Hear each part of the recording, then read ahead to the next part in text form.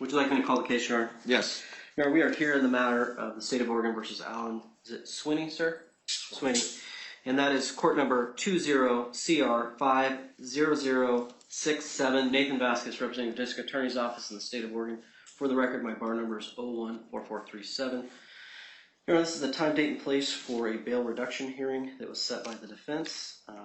The defendant's present. He's in custody. He's represented by Mr. Eric Wolf. And the parties are prepared to proceed at this time.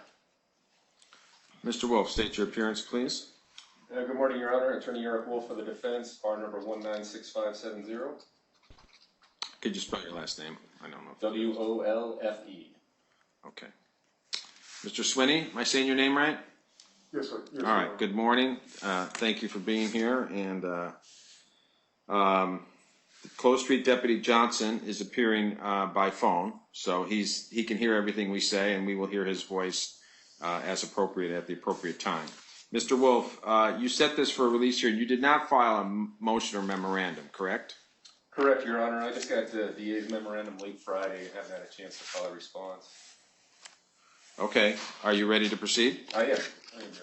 All right. Are you calling any witnesses? I may, Your Honor. You may? I might. I mean, if needed, we might call the defendant to testify. I'm expecting the person he's going to be living with to be here as well, and they'll be available to testify if needed as well. Okay. Is the state calling any witnesses? No, Your Honor, not at this time. Okay. All right. Well, since the state filed a memorandum in opposition, and this is your request, Mr. Wolf, go ahead. Yes, Your Honor. So we're here today requesting defendant's release under closed street supervision. We understand there are safety concerns in this case. We take those seriously. However, we believe those concerns can be accounted for with reasonable release conditions. One thing I'd like to start off and point out, Your Honor, is our position is not one of politics. Our firm has been retained to simply litigate against these allegations. It seems almost obvious from the memo from the DA's office that they are taking a political stance, and really the memo that they submitted really hits the defendant below the belt. The state's memo argues that all statutory release factors cut against the defendant's release. We argue that that's not true. Now, well, let me ask you, in what way is the state's memorandum political? And I assume in that you mean partisan political, or what do you mean by that? And where is it in here? Your Honor, this case involved an event at countering protests. I think we all know the events, the current events going on. It's a pretty hot political climate out there. I think they're using stuff the defendant has said on his social media posts and twisted them to show that he was going to be encouraging violence. Really, this memo is speculation at best, and the posts that they use and whatnot are nothing more than really highly subjective interpretation of defendant's words from a social media post. I mean, they found some posts and they stretched the truth. The state's memo kind of infers that defendant is some sort of ringleader, that if he gets released, he's going to create riot, which is not the case. I mean, the defendant can tell you firsthand about the words he typed in his post, and that he did not intend to promote riot. Further, the state includes some pictures in their memo that look scary upon first glance. I mean, we got a nice zoom up of the defendant holding what appears to be a paintball gun. I mean, while that's a nice shot for maybe a movie poster or something, it really doesn't show what was going on at the time.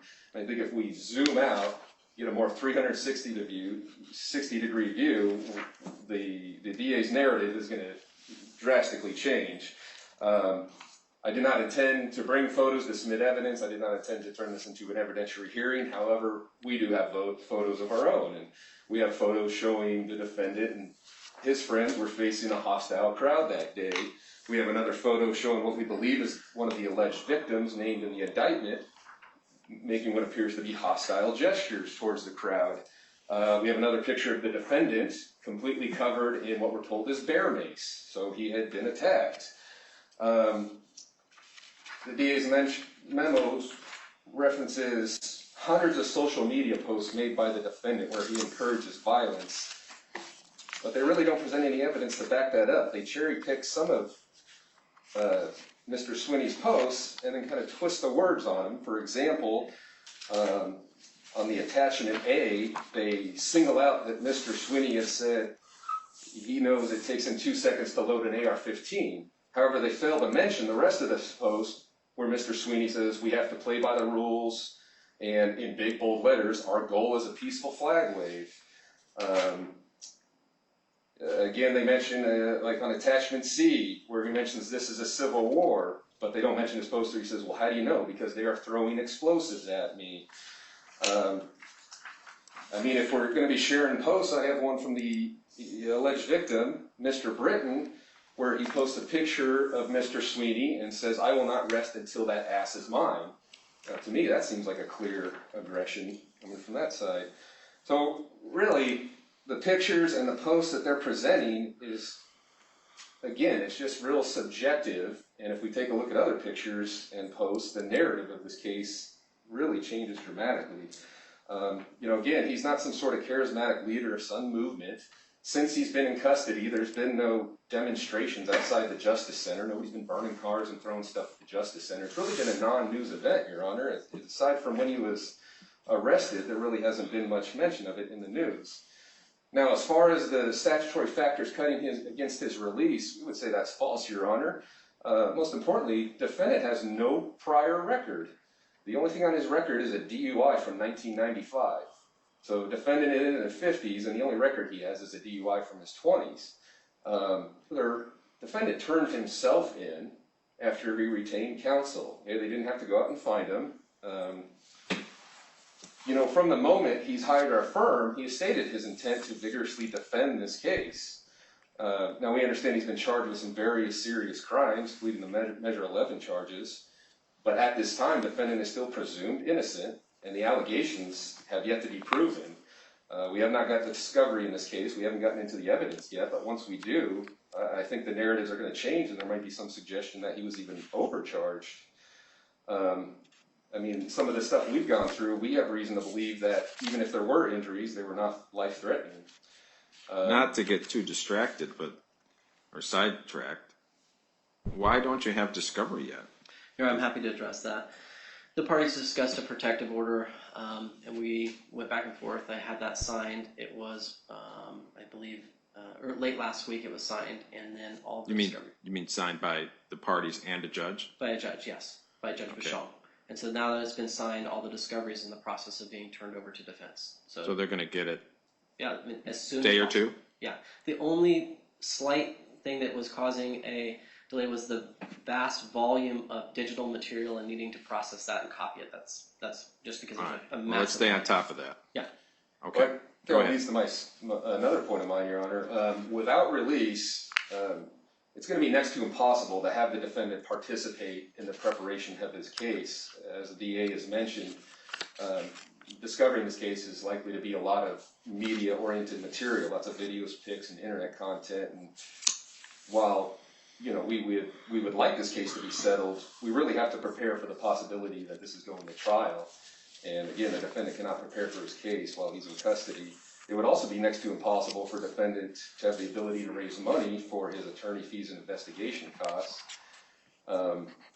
Defendant stated he will agree to abide by all court-ordered conditions. Defendant will obey, any order to not contact the victims or disclose any info. As the DA mentioned, the defendant has already agreed to a protective order on discovery. The initial closed street report mentions an alleged victim he talked to and said the victim didn't say he was in fear of the defendant. In the amended report, there is some mention of an additional alleged victim that again says they were not in fear that the defendant would be a direct physical threat. So if the victims themselves don't have fear, I don't think we should. Now, we are looking for release today. Defendant agrees to electronic monitoring, GPS monitoring. Defendant agrees to regular reporting with closed street, up to daily reporting if necessary. Agrees to obey all laws. Agrees to stay away from downtown Portland. Again, he agrees to have no contact with any of the alleged victims, including online. I'm sure the defendant would not object to any kind of reasonable curfew if necessary. While we agree that it's always within the court authority to limit freedom of movement, as long as there is justification, there is some worry because it was mentioned in the addendum. I guess it was kind of suggested that maybe you want to monitor his online activities as well. I would argue that's getting dangerously close to a constitutional violation for freedom of speech if we attempt to muzzle the defendant. I'm not sure there's really precedent for that. His initial intake interview recommended a release to a PRS evaluation only due to the charges. The Close Street initial report recommended release, and the addendum only mentioned, really concerns, I guess you heard from Portland police, which they labeled Allen as a lightning rod for violent interactions. That's very subjective. There's no evidence presented that he is a lightning rod for violence. So that, Your Honor, we would ask that he is released with conditions today. Thank you. All right. And there's no victim present, either in person or over the phone? That is correct, Your Honor. Okay. What does the state wish to say? First, Your Honor, and foremost, the court has the state's motion, and I believe it does an excellent job of laying out the position here. I would respond and say that this is absolutely not about political ideologies. The state equally prosecutes individuals on both sides of the political spectrum, and the whole complete decision is based upon whether they are involved in criminal activity, not anything to do with their political ideology. What is key in this case for the court is that while Mr. Swinney talks about now today following along with the court's recommendations, his actions and his words are in just absolute complete opposite. And that when his actions and words express an intent not to comply with court orders? Well, yes, particularly his words in his post where he says things such as, and sorry to be crass and vulgar, but attachment F says, I don't think I'm going to let them govern me anymore. He's referring to what he calls extreme Democrats. And he says, take the charges and stick them up your ass. He also, in that same types of posts, he says, all you lefty judges, DAs, city council, and mayors can get bent. He is directly expressing this idea that... Well, you could tell somebody to get bent. It's not necessarily an expression that you're not going to comply with their orders. He also says in other posts that he's saying specifically, I don't think I'm going to let them govern me anymore. He's saying specifically, you cannot tell me what to do. Govern me. Take the charges, and in the next sentence is, take the charges and stick them up your ass. So in that, there's both the fact that he will not comply with court orders, but more importantly, Your Honor, is this. That issue about him being a lightning rod is very real. It's one where Mr. Swinney has come into downtown Portland. He wears full, essentially kind of, for lack of a better term, battle gear, and he comes in to incite violence. What does that, what do you mean he's a lightning rod? Does that mean, well, is the problem that other people respond to his presence, and we don't address release based upon how other people respond to him. Release is based upon what he does, right? Yes, and he is a provocateur. He tries. Well, that's different than a lightning rod, I think. Okay, then he is a provocateur who seeks to be a lightning rod. So, in other words, he is seeking out the conflict. He seeks out the conflict. He wants it. He writes in post after post about he's coming to town. He's going to do this. He's going to, and there's a strong resemblance to Jeremy Christensen when you listen to his words and things he says. He says, I have free speech and you're not going to silence me. I will use violence to do it. This is exactly what Jeremy Christensen was saying. Well, am I supposed to take judicial notice of what Jeremy Christian said? What the court should take notice of is that this individual is willing to go to extreme lengths and do extreme violence for anyone that challenges him. That is the lightning rod piece. The idea that he is willing to tell people to bring AR-15s, assault rifles, to downtown Portland and to have them ready to be loaded in 2 seconds to go ahead and take care of anyone that challenges his free speech. The issue is the extreme amount of violence that he is willing to undergo. He believes in his post that this is a civil war and that he is fighting on the front lines of it, Judge. And this is the issue. It's the very heart of it. How is it that this person who has put out and has traveled around the country, he's been to Providence, Rhode Island, he's been to Seattle, he's been What? You're not assuming, Mr. Vasquez, just because you say things that's evidence in a hearing, right? If the court would like me to call a witness for that purpose, That's your call. the issue. That's your decision, not mine. What evidence to put on. That's for both parties to decide for themselves. But I'm sure you're familiar with the case of State v. Slight. I am. But even before that case, it's just not evidence what either lawyer gets up and says. It can be if the parties agreed to it or if it's stipulated to. They can ask to take judicial notice, but evidence is something that comes from the mouth of a witness or perhaps sometimes from a document or other things. Can I have a brief moment, Your Honor? Yes. Off the record. Your Honor, I think the evidence, well, the information presented in the state's motion and what's been put forward should be sufficient for the court to make a determination. If the court is saying it does not have that, then I would seek some time to call forth a particular witness. I appreciate the state's memorandum. I appreciate getting it. I think it was well done, but Mr. Vasquez, I think you're kind of asking, well, if we haven't given you enough, let us know. I don't think that's the role of a judge. Okay. You give what you want to give, and then I rule. Well, and again, this is the defense's motion, and what has the defense given? Agreed. I agree it's the defense motion. So maybe we start there. And if the defense has given nothing, then the state at this time is not going to be giving anything. Okay. All right. This is your motion.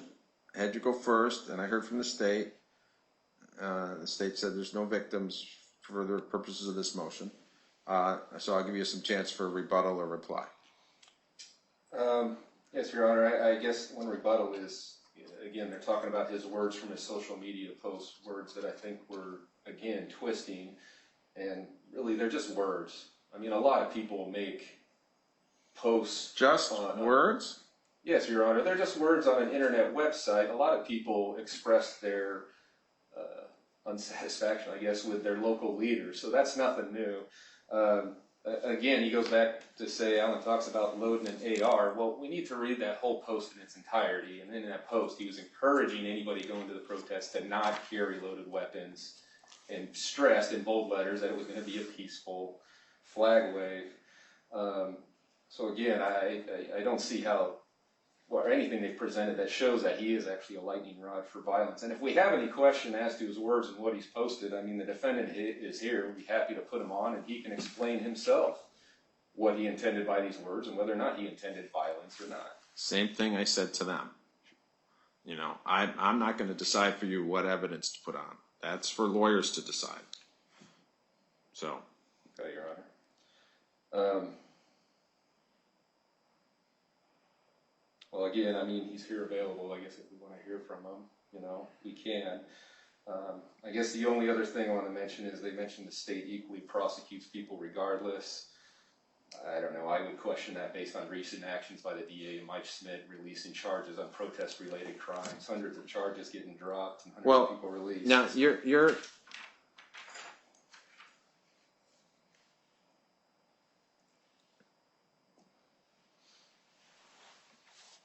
are you making an argument that the record in this case supports that the district attorney's office is somehow politically selective in its prosecutions? Or take judicial notice of that? No, I'm not requesting judicial notice of that. I'm just kind of offering that up as rebuttal. I think that's one of the opinions out there, outside, but I can withdraw that. That's fine. All right. Is there anything else that you wish to address today? No, Your Honor. I mean, just to point out again, it's a defendant sitting here with no criminal history. Again, he turned himself in. He's going to agree to conditions. I think he needs release, Your Honor. Okay.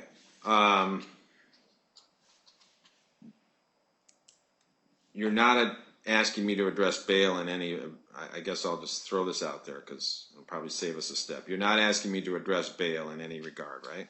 That's correct, Your Honor. I know the DA mentioned that in their memo, but this was set up for a release hearing, not a bail reduction hearing. So I guess if need be, we can address another bail reduction hearing at another time. Okay. You look like you wanted to say something. Well, I guess I'm left at a loss here. It isn't typically in this jurisdiction where we do release or not. It is there a bail reduction or not? And also, I would say, under what I've heard from the court, there has been no evidence put on. So I would ask the court to deny the motion because there's been no evidence put on.